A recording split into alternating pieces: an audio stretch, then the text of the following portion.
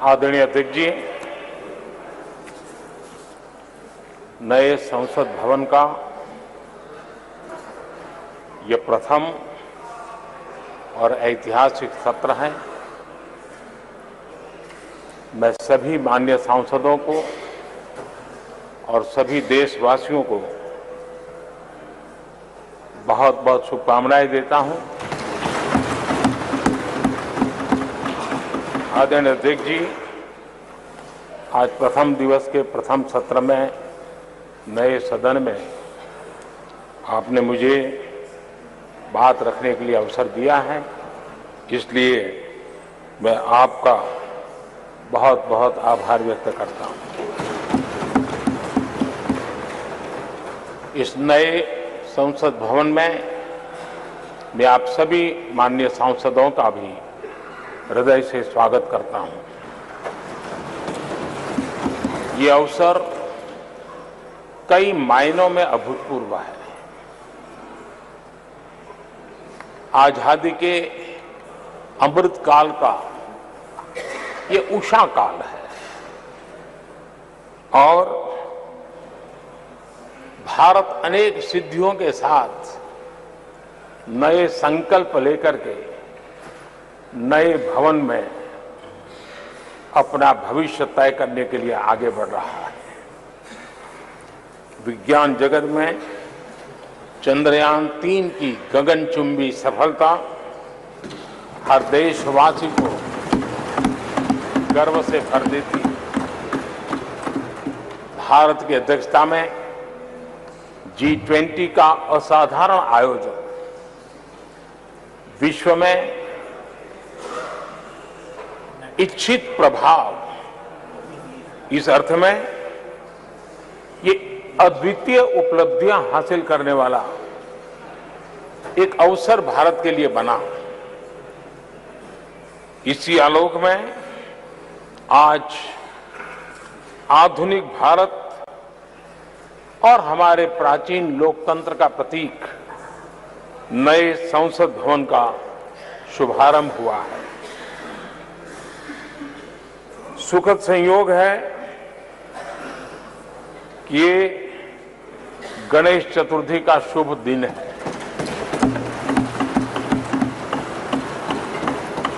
गणेश जी शुभता और सिद्धि के देवता है। गणेश जी विवेक और ज्ञान के भी देवता है। इस पावन दिवस पर हमारा ये शुभारंभ संकल्प से सिद्धि की ओर एक नए विश्वास के साथ यात्रा को आरंभ करने का है। आजादी के अमृत काल में हम जब नए संकल्पों को लेकर के चल रहे हैं, तब अब जब गणेश चतुर्थी का पर्व आज है, तब लोकमान्य तिलक की याद आना बहुत स्वाभाविक है। आजादी के आंदोलन में लोकमान्य तिलक जी ने गणेश उत्सव को एक सार्वजनिक गणेश उत्सव के रूप में प्रस्तावित करके पूरे राष्ट्र में सुराज्य की आहलेख जगाने का माध्यम बनाया था। लोकमान्य तिलक जी ने गणेश पर्व से सुराज्य की संकल्पना को शक्ति दी। उसी प्रकार से आज ये गणेश चतुर्थी का पर्व लोकमान्य तिलक जी ने स्वतंत्र भारत, स्वराज्य की बात कही थी। आज हम समृद्ध भारत गणेश चतुर्थी के पावन दिवस पर उसकी प्रेरणा के साथ आगे बढ़ रहे हैं। सभी देशवासियों को इस अवसर पर फिर एक बार मैं बहुत बहुत बधाई देता हूं। आदरणीय अध्यक्ष जी, आज संवत्सरी का भी पर्व है। ये अपने आप में एक अद्भुत परंपरा है। इस दिन को एक प्रकार से क्षमा वाणी का भी पर्व कहते हैं। आज मिच्छामि दुक्कड़म कहने का दिन है। ये पर्व मन से, कर्म से, वचन से अगर जाने अनजाने किसी को भी दुख पहुंचाया है तो उसकी क्षमा याचना का अवसर है। मेरी तरफ से भी पूरी विनम्रता के साथ, पूरे हृदय से आप सभी को, सभी सांसद सदस्यों को और सभी देशवासियों को मिच्छामि दुक्कड़म। आज जब हम एक नई शुरुआत कर रहे हैं तब हमें अतीत की हर कड़वाहट को भुलाकर आगे बढ़ना है। इस स्पिरिट के साथ जब हम यहां से, हमारे आचरण से, हमारी वाणी से, हमारे संकल्पों से जो भी करेंगे, देश के लिए, राष्ट्र के एक एक नागरिक के लिए वो प्रेरणा का कारण बनना चाहिए और हम सबको इस दायित्व को निभाने के लिए भरसक प्रयास भी करना चाहिए। आदरणीय अध्यक्ष जी, ये भवन नया है, यहां सब कुछ नया है, सारी व्यवस्थाएं नई हैं। यहां तक आपके सब साथियों को भी आपने एक नए रंग रूप के साथ प्रस्तुत किया है।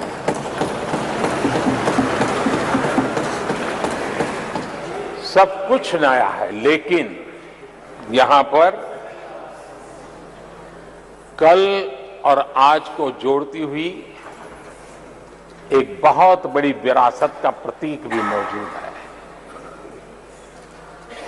वो नया नहीं है, वो पुराना है और वो आजादी की पहली किरण का स्वयं साक्षी रहा है, जो आज अभी हमारे बीच उपस्थित है।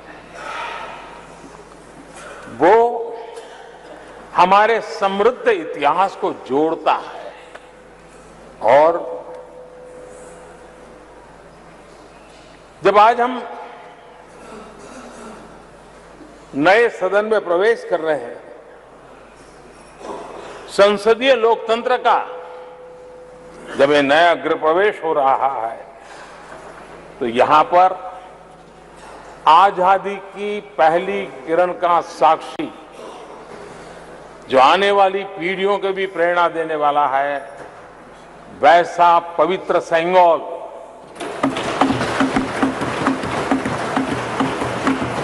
और ये वो सेंगोल है जिसको भारत के प्रथम प्रधानमंत्री पंडित नेहरू का स्पर्श हुआ था। ये पंडित नेहरू के हाथों में पूजा विधि कर करके आजादी के पर्व का प्रारंभ हुआ था और इसलिए एक बहुत महत्वपूर्ण अतीत को उसके साथ सेंगोल हमें जोड़ता है। तमिलनाडु की महान परंपरा का वो प्रतीक तो है ही, देश को जोड़ने का भी, देश की एकता का भी वो प्रतीक है। और हम सभी माननीय सांसदों को हमेशा जो पवित्र सेंगोल पंडित नेहरू के हाथ में शोभा देता था, वो आज हम सबकी प्रेरणा का कारण बन रहा है। इससे बड़ा गर्व क्या हो सकता है। आदरणीय अध्यक्ष जी, नए संसद भवन की भव्यता आधुनिक भारत के महिमा को भी मंडित करती है।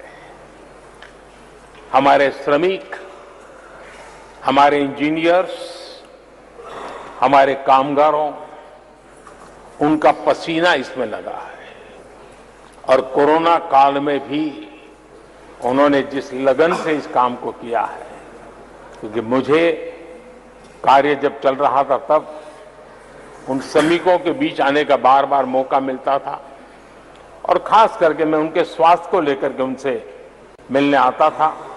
लेकिन ऐसे समय भी उन्होंने इस बहुत बड़े सपने को पूरा किया। आज मैं चाहूंगा कि हम सब हमारे उन श्रमिकों का, हमारे उन कामगारों का, हमारे इंजीनियर्स का हृदय से धन्यवाद करें, हृदय से, क्योंकि उनके द्वारा निर्मित भावी पीढ़ियों को प्रेरणा देने वाला है। और 30,000 से ज्यादा श्रमिक बंधुओं ने परिश्रम किया है, पसीना बहाया है इस भव्य व्यवस्था को खड़ी करने के लिए और कई पीढ़ियों के लिए ये बहुत बड़ा योगदान है। माननीय अध्यक्ष जी, मैं उन श्रमयोगियों का नमन तो करता ही, लेकिन एक नई परंपरा का प्रारंभ हो रहा है, इसका मुझे अत्यंत आनंद है। इस सदन में एक डिजिटल बुक रखी गई है, जिस डिजिटल बुक में उन सभी श्रमिकों के पूरा परिचय इसमें रखा गया है, ताकि आने वाली पीढ़ियों को पता चलेगा कि हिंदुस्तान के किस कोने से कौन श्रमिक ने आकर के इस भव्य इमारत को, यानी उनके पसीने को भी अमरत्व देने का प्रयास इस सदन में हो रहा है। ये एक नई शुरुआत है, शुभ शुरुआत है और हम सब के लिए गर्व की शुरुआत है। मैं इस अवसर पर 140 करोड़ देशवासियों की तरफ से, मैं इस अवसर पर लोकतंत्र की महान परंपरा की तरफ से हमारे इन श्रमिकों का अभिनंदन करता हूं।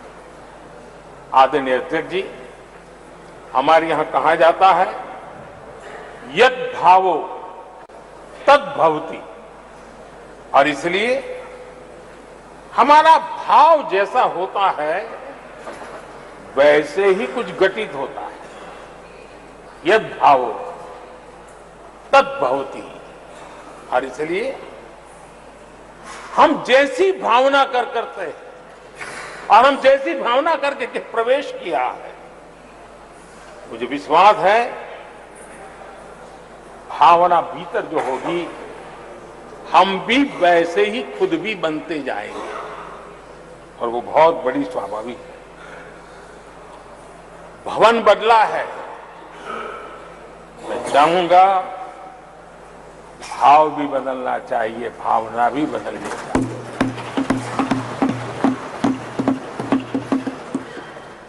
संसद राष्ट्र सेवा का सर्वोच्च स्थान है। ये संसद दलहित के लिए नहीं है।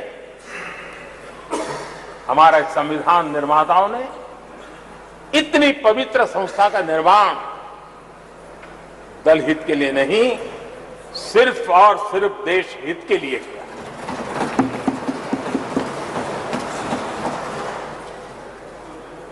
नए भवन में हम सभी अपने वाणी से, विचार से, आचार से संविधान के जो स्पिरिट है उन मानदंडों को लेकर के, नए संकल्पों के अनुसार नई भाव को लेकर के, नई भावना को लेकर के, मैं आशा करता हूं अध्यक्ष जी, आप कल भी कह रहे थे, आज भी कह रहे थे, कभी स्पष्ट कह रहे थे, कभी थोड़ा लपेट कर भी कह रहे थे, हम सांसदों के व्यवहार के संबंध में मैं मेरी तरफ से आपको आश्वासन देता हूं कि हमारा पूरा प्रयास रहेगा और मैं चाहूंगा कि सदन के नेता के नाते हम सभी सांसद आपकी आशा अपेक्षा में खरे उतरें, हम अनुशासन का पालन करें, देश हमें देखता है, आप जैसा दिशा निर्देश करें। लेकिन माननीय अध्यक्ष जी, अभी चुनाव तो दूर है और जितना समय हमारे पास बचा है इस पार्लियामेंट के, मैं पक्का मानता हूं कि यहां जो व्यवहार होगा ये निर्धारित करेगा कि कौन यहां बैठने के लिए व्यवहार करता है और कौन वहां बैठने के लिए व्यवहार करता है।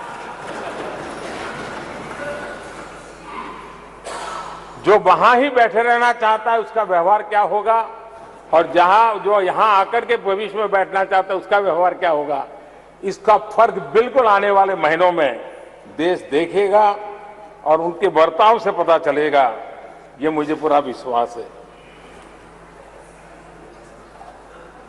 आदरणीय अध्यक्ष जी, हमारे यहां वेदों में कहा गया है, सम्यच्च सब्रता भूत्वा वाचम वदत भद्रया, अर्थात हम सब एक मत होकर, एक समान संकल्प लेकर कल्याणकारी सार्थक संवाद करें। यहां हमारे विचार अलग हो सकते हैं, विमर्श अलग हो सकते हैं, लेकिन हमारे संकल्प एकजुट ही होते हैं, एकजुट ही रहते हैं, और इसलिए हमें उसकी एकजुटता के लिए भी भरपूर प्रयास करता रहना चाहिए। आदरणीय अध्यक्ष जी, हमारी संसद ने राष्ट्रहित के तमाम बड़े अवसरों पर ही इसी भावना से काम किया है। न कोई इधर का है न उधर का है, सब कोई राष्ट्र के लिए करते रहे। मुझे आशा है इस नई शुरुआत के साथ इस संवादीय के वातावरण में और इस संसद के पूरे डिबेट में हम उस भावना को जितनी ज्यादा मजबूत करेंगे, हमारी आने वाली पीढ़ियों को अवश्य हम प्रेरणा देंगे। संसदीय परंपराओं की जो लक्ष्मण रेखा है, उन लक्ष्मण रेखा का पालन हम सबको करना चाहिए, और वो स्पीकर महोदय की अपेक्षा को हमें जरूर पूरा करने की कोशिश करनी चाहिए। आदरणीय अध्यक्ष जी, लोकतंत्र में राजनीति, नीति और शक्ति का इस्तेमाल ये समाज में प्रभावी बदलाव का एक बहुत बड़ा माध्यम होता है, और इसलिए स्पेस हो या स्पोर्ट्स हो, स्टार्टअप्स हो या सेल्फ हेल्प ग्रुप हो, हर क्षेत्र में दुनिया भारतीय महिलाओं की ताकत देख रही है। G20 की अध्यक्षता, विमेन लेड डेवलपमेंट की चर्चा, आज दुनिया इसका स्वागत कर रही है, स्वीकार कर रही है। दुनिया समझ रही है कि सिर्फ महिलाओं के विकास की बात इनफ नहीं है। हमें मानव जाति की विकास यात्रा में उस नए पड़ाव को अगर प्राप्त करना है, राष्ट्र के विकास यात्रा में हमने नई मंजिलों को पाना है, तो यह आवश्यक है कि विमेन लेड डेवलपमेंट को हम बल दें, और G20 में भारत की इस बात को विश्व ने स्वीकार किया है। महिला सशक्तिकरण की हमारी हर योजना ने महिला नेतृत्व करने की दिशा में बहुत सार्थक कदम उठाए हैं। आर्थिक समावेश को ध्यान में रखते हुए जनधन योजना शुरू की। 50 करोड़ लाभार्थियों में से भी अधिकतम महिला बैंक अकाउंट के धारक बनी है। ये अपने आप में बहुत बड़ा परिवर्तन भी है, नया विश्वास देता है। जब मुद्रा योजना रखी, ये देश गर्व कर सकता है कि उसमें बिना बैंक गारंटी 10 लाख रुपए की लोन देने की योजना, और उसका लाभ पूरे देश में सबसे ज्यादा महिलाओं ने उठाया। महिला एंटरप्रेन्योर का एक पूरा वातावरण देश में नजर आया। पीएम आवास योजना, पक्के घर, ये भी उसकी रजिस्ट्री ज्यादातर महिलाओं के नाम हुई, महिलाओं का मालिकाना हक बना। आदरणीय अध्यक्ष जी, हर देश की विकास यात्रा में ऐसे माइलस्टोन आते हैं जब वो गर्व से कहता है कि आज के दिन हम सब ने नया इतिहास रचा है। ऐसे कुल पल जीवन में प्राप्त होते हैं। और आदरणीय अध्यक्ष जी, नए सदन के प्रथम सत्र के प्रथम भाषण में मैं बड़े विश्वास और गर्व से कह रहा हूं कि आज की ये पल, आज का ये दिवस, संवत्सरी हो, गणेश चतुर्थी हो, उससे भी आशीर्वाद प्राप्त करते हुए इतिहास में नाम दर्ज करने वाला समय है।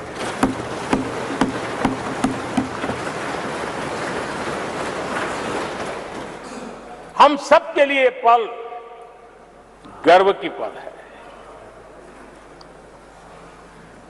अनेक वर्षों से महिला आरक्षण के संबंध में बहुत चर्चाएं हुई हैं, बहुत वाद विवाद हुए हैं।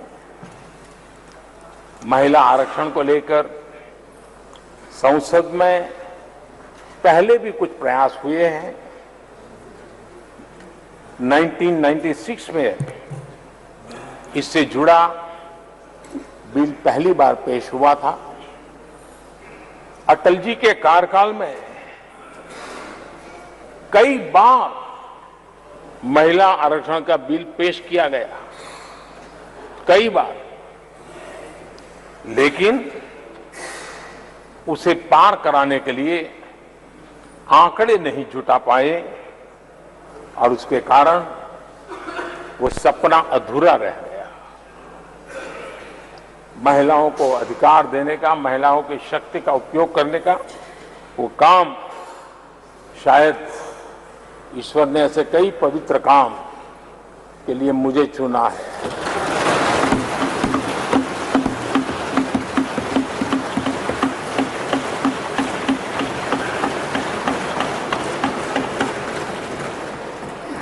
एक बार फिर हमारी सरकार ने इस दिशा में कदम बढ़ाया है। कल ही कैबिनेट में महिला आरक्षण वाला जो विधेयक है उसको मंजूरी दी गई है।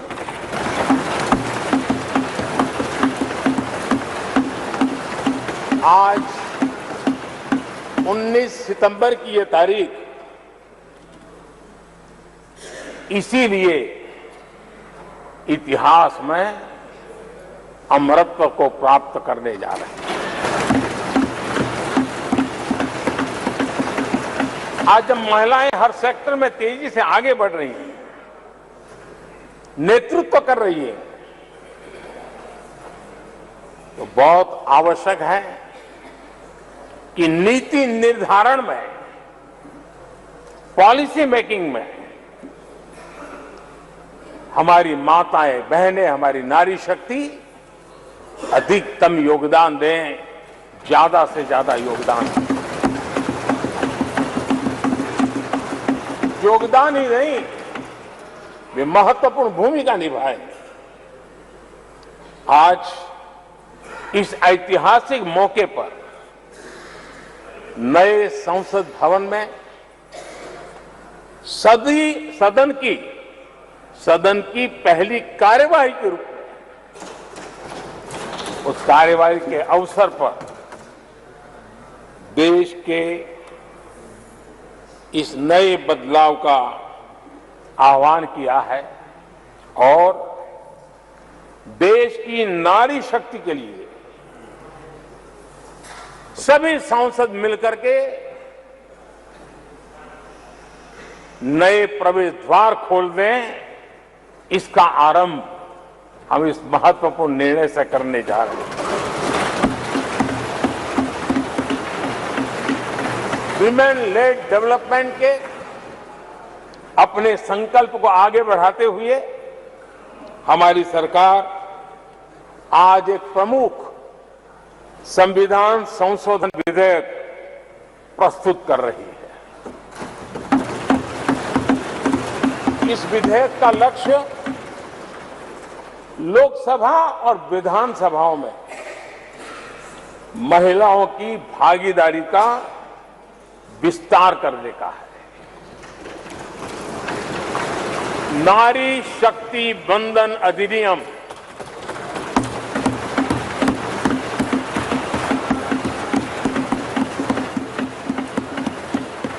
नारी शक्ति बंधन अधिनियम, इसके माध्यम से हमारा लोकतंत्र और मजबूत होगा। मैं देश की माताओं, बहनों, बेटियों को नारी शक्ति बंधन अधिनियम के लिए बहुत बहुत बधाई दूंगा। मैं सभी माताओं, बहनों, बेटियों को आश्वस्त करता हूं कि हम इस बिल को कानून बनाने के लिए संकल्पबद्ध है।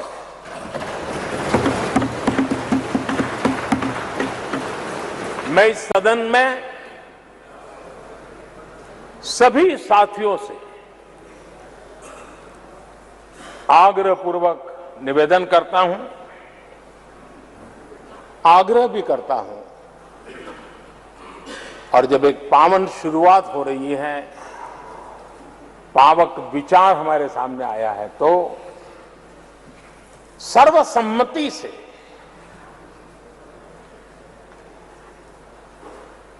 जब ये बिल कानून बनेगा तो उसकी ताकत अनेक गुना बढ़ जाएगी।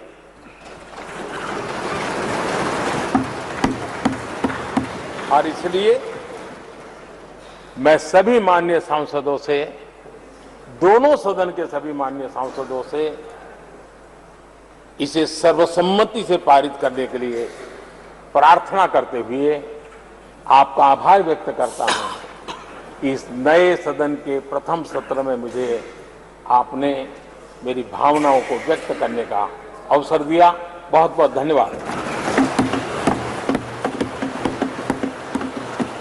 श्री अधीर रंजन चौधरी जी।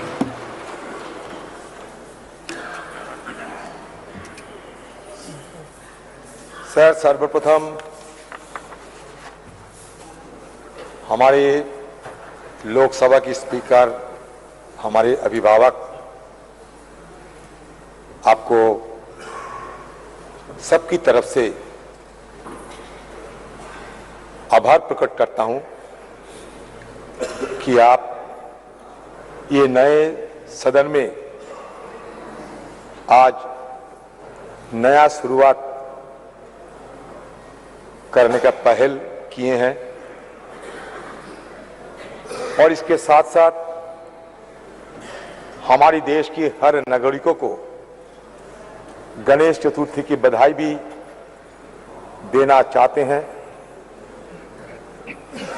और सत्ता पक्ष और विपक्ष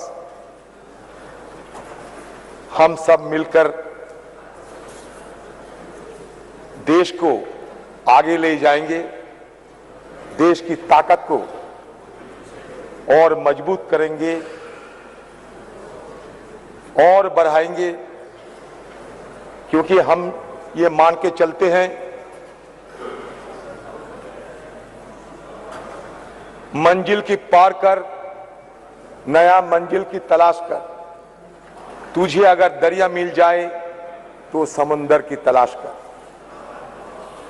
ये हिंदुस्तान एक दिन में नहीं बने, हजारों लाखों शहादातों की चलते, खून पसीना बहाने की चलते हमारे देश आजाद हुई थी। तो आज पेश किया जाएगा संसद के अंदर महिला आरक्षण विधेयक। प्रधानमंत्री नरेंद्र मोदी ने खुद इस बात का जिक्र किया। महिलाओं को लेकर उन्होंने कहा कि आज का दिन हमारे लिए बहुत ऐतिहासिक है, तो इसलिए जरूरी है कि सर्वसम्मति से इस बिल को पास किया जाए ताकि इस बिल की और ताकत बढ़ जाए। प्रधानमंत्री नरेंद्र मोदी ने कहा कि नारी शक्ति वंदन अधिनियम के लिए बहुत बहुत बधाई। प्रधानमंत्री ने क्या कुछ कहा वो आपको सुनाते हैं और उसके बाद फिर अधीर रंजन चौधरी क्या कुछ कह रहे हैं, क्योंकि वो सुनना ही बहुत जरूरी है, किस तरह से उनका इस पर समर्थन होता है। प्रवेश द्वार खोल दें, इसका आरंभ हम इस महत्वपूर्ण निर्णय से करने जा रहे हैं। विमेन लेड डेवलपमेंट के अपने संकल्प को आगे बढ़ाते हुए हमारी सरकार आज एक प्रमुख संविधान संशोधन विधेयक प्रस्तुत कर रही है। इस विधेयक का लक्ष्य लोकसभा और विधानसभाओं में महिलाओं की भागीदारी का विस्तार करने का है। नारी शक्ति वंदन अधिनियम